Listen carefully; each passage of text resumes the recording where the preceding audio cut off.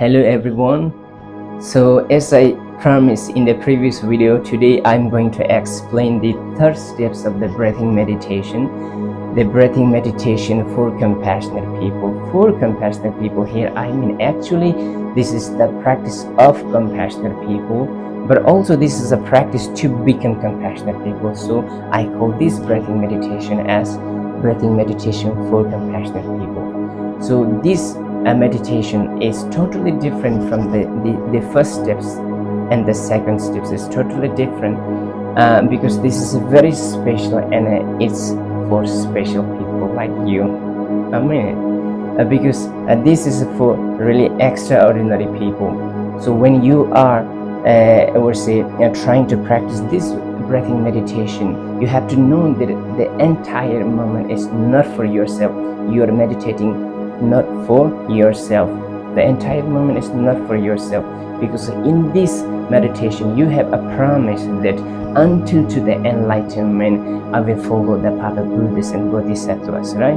So what is the path of Buddhas and Bodhisattvas? Their path is very easy, and their path is that it's an unlimited effort to dispel the sufferings and sorrows of the sentient beings, and it's an effort to bring peace and happiness to the society and to the entire sentient beings, right?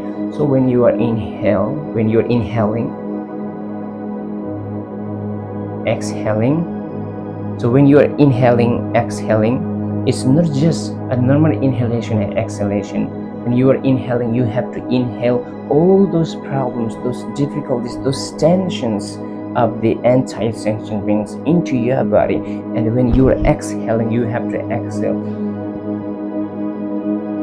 all those the happiness you feel, all those energies, all those powers, all those blessings you have, especially the blessings of your Buddha nature to the entire sentient beings. And visualize that when you are exhaling, visualize the powers and the energies that are dissolving into the body, into the speech, and into the mind of every sentient beings. Very important.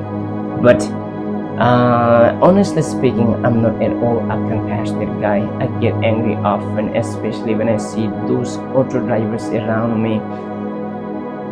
I know it's not because of them, as all cannot be bad, right? It's myself that I might be thinking bad about them, but I see those auto rickshaw drivers always trying to avoid church, so I really hate it. But I know if I were truly compassionate, I would see this as an opportunity, a moment to fulfill someone's small wish, right? To give without clinging, to give very happily. But it's not just me. A lot of people unnaturally happy, right? Because it's in ancient Buddhist sutras and the texts say that the true Dharma practitioner is finding true Dharma practitioner is as rare as seeing stars in the daylight. So compassionate heart is really rare, right? But here's the good news that compassion is a seed that can never destroy. It's always there, and it's always waiting to grow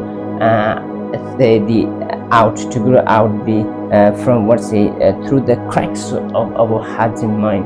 It's always trying to grow. So that's why many people have the great sign of compassion, and a lot of people are compassionate also.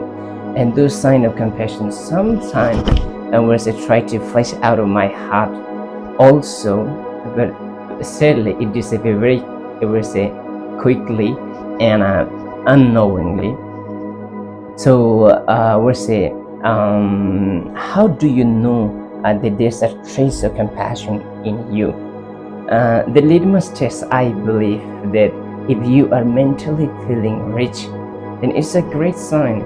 It is a sign that you have the ability to practice the compassion, or you have the potential to become compassionate guy very soon. Because compassion is all about giving. Somehow compassion is all about giving, because you have to sacrifice a lot. Because even during this meditation, I already told you from the beginning, it's not for yourself, right? So it's a great sacrifice, because it's a sacrifice, plus you have to dedicate everything to the sentient beings. So such people we call the children of Buddha. But here I'm talking about the richness, not just the materialistic things, but the rich quality of our body, our speech, and our mind. Especially the mind is a beautiful place, right? It's like unknown place with infinite treasures. The more you explore it, the more it offers, right? Because it is the place where the Buddha nature resides. And so the inner richness is what ultimately fuels the compassion. So when you are inhaling and exhaling, you just, it's not just the what's it, normal. So you have to visualize all those things. You have what's it, when you are inhaling and exhaling, you inhale all those problems, all those tensions, all those negative thoughts of this every sentient being into your body. Exhale all those powers you have. You have the power. Okay, some people think that no, I'm for example, I am a sick guy, so how do I have powers, right? You have so much power from your body, from your speech, from your body. You have power, you have energy from your body. You know, if you are sick, it's okay, but inside your body, what you have the Buddha nature. It's the most, what say, precious thing you have. So that's why that Buddha nature has the blessing, has the power. So when you are exhaling, you have to exhale everything. But if you are beautiful guy, if you are handsome guy, then of course you have very handsome body to dedicate to the sentient beings. When you are exhaling, you visualize that all the beauties, all the great qualities are going out to them. Like the rays of sun, spring to the entire earth, right? And you're from your speech also, you have very nice speech. You have the good words to speak, right?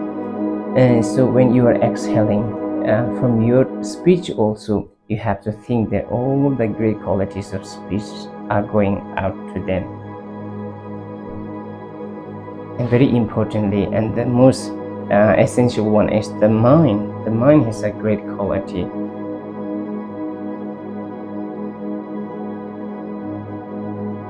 You have to visualize, right? And here is the problem. But here's the problem. People will think that if you are inhaling all those diseases, all those problems, tensions, I'm already in tension, so I don't need more tensions. No, I don't want to meditate. Such kind of things. It's up to you. But this practice can be done by not everybody. As I told you in the beginning, it's only for extraordinary people, right? Extraordinary people. So for extraordinary people, nothing will happen. If you have the power to inhale all those problems and tension, if you really have the power, then of course you have the power to destroy, to damage everything inside your body. You inhale all those problems, and it doesn't stay in your body as a problem. It will convert into great things. It will convert into great things. If you have the potential and power to inhale those bad things, also you have the power and potential to destroy here, and you have the potential and power to convert it into great energy, and you can exhale back.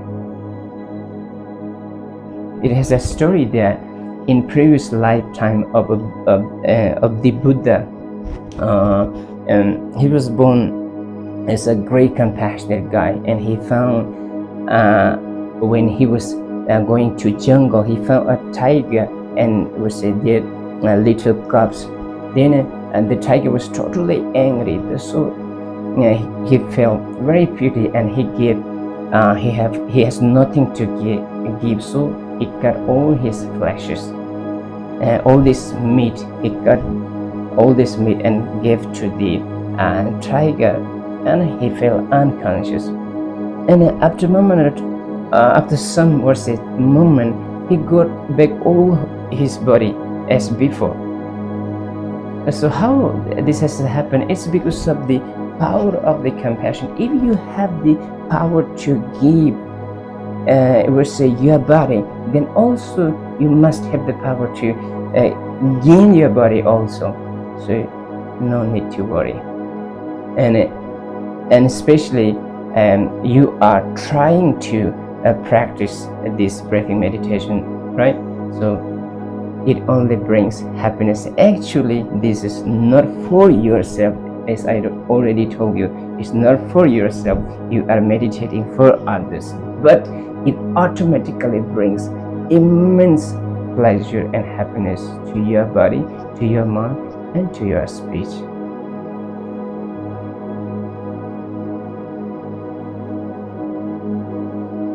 Okay, see you next time.